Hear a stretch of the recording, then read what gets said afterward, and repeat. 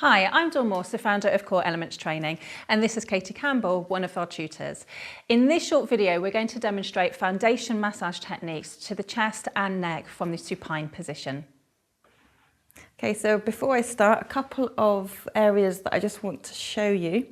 When we work the chest and the neck from supine position, we're going to be trying to hook our fingers underneath the cranium and the mastoid processes here.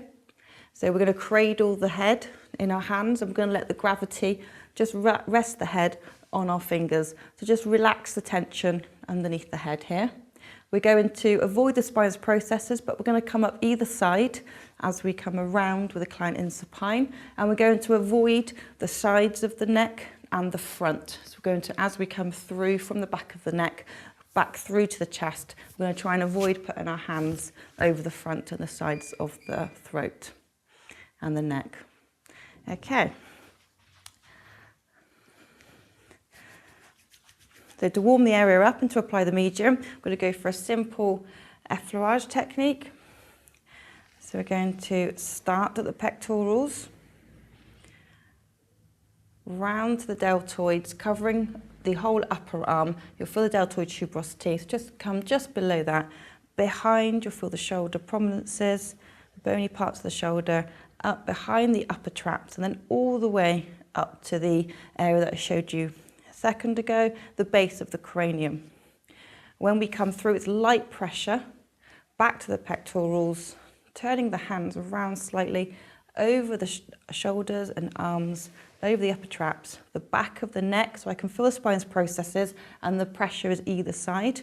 And again, coming back round. We're going to repeat this 4 to 5 times. Make sure that there's medium over the whole area.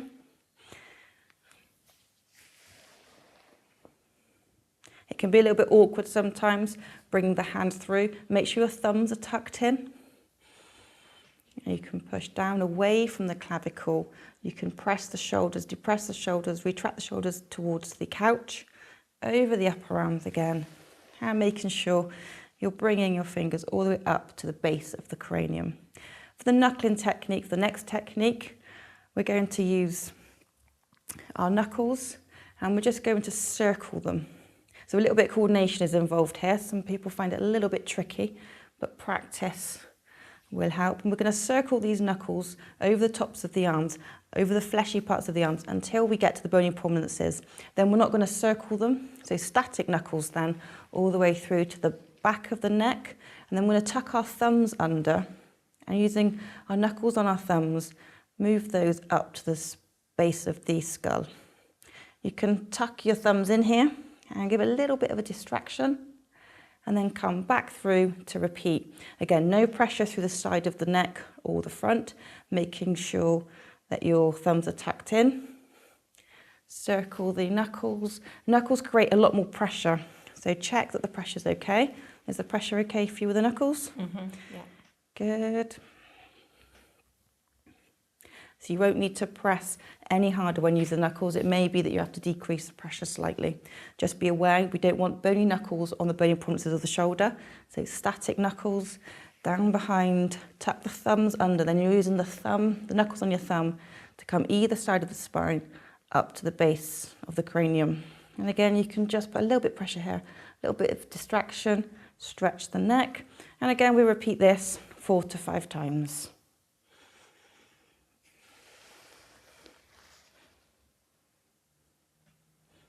To open up the neck slightly, to give us a little bit more space, we can ask the client just to rotate their head. And you can tuck your hand under, so you can cradle the head like this. And the same movement, but you can use just one hand. So coming through, over the pectoral tissue, over the deltoid tissue, all the way behind. And here you'll be able to get to a little bit more of the upper trapezius and focus your treatment on any significant tight areas that you find or any tension. But we still want to come to the base of the skull, back through, making sure that our fingers aren't around the front of the throat. And again, 4 to 5 times. Every time you come up behind the skull, you can give it a little bit of light distraction so the client feels a slight stretching feeling. Once we've done one side, just going to rotate the client to the other side. Also, it's important to make sure you've got a gap underneath the neck. If there's too much towel bunching here, or if the cradle's too high, you won't be able to get your hands under behind to be able to get an effective soft tissue technique. Start at the pectorals, all the way around deltoids, upper traps, and base of the skull.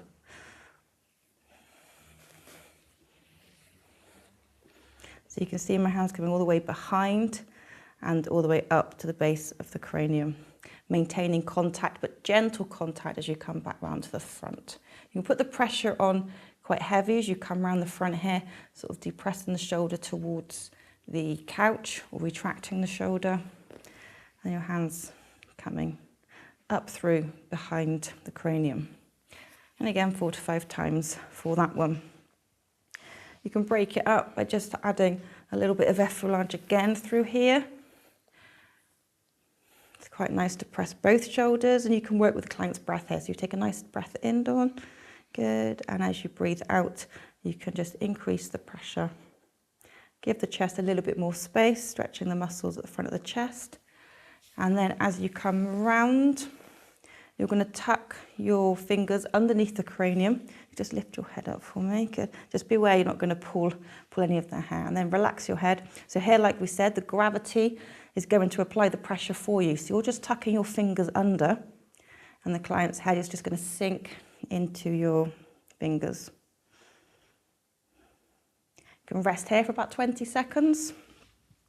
And then you can offer just really gentle circular frictions around the base of the skull.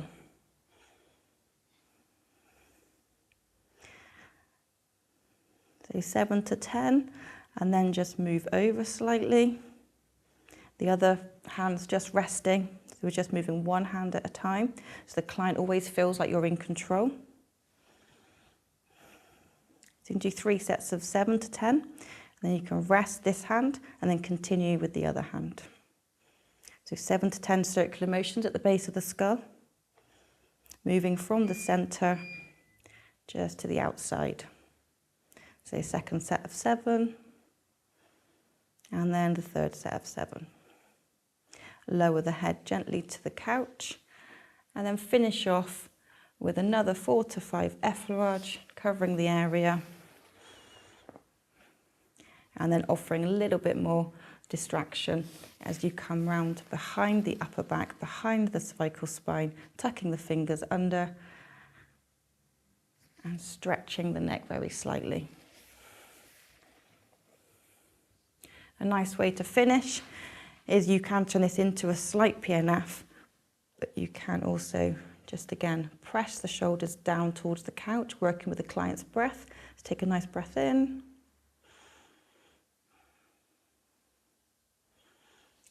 And you can depress the shoulders as well, working with the breath. So put a little pressure on, ask the client to take a deep breath in, and then as the client breathes out, you can just increase the pressure very slightly as well.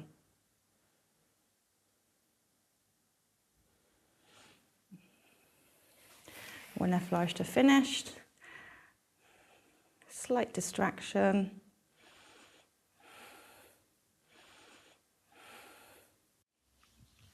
So just to recap, we've treated the chest and neck with the client led in supine. We started off with effleurage 4 to 5 times with a flat hand. Then we've increased the pressure by just adding in knuckles. We use circular knuckles to start off around the chest area, and then we have static knuckles around the bony parts of the shoulder. Remember to move up through the whole of the erector spinae on the cervical up to the base of the skull. We rotated the client's neck to open up each side, and we've used gravity just to loosen off the tissues over our fingers as we've hooked underneath the base of the skull. And again, we can use some distraction throughout those techniques, remembering not to let our fingers move around the front of the neck or squeeze the side of the neck. These are some of the techniques that we cover on level 3, the sports massage certificate. If you'd like to find out more, then please visit www.coreelements.uk.com. Thank you for watching, and please subscribe.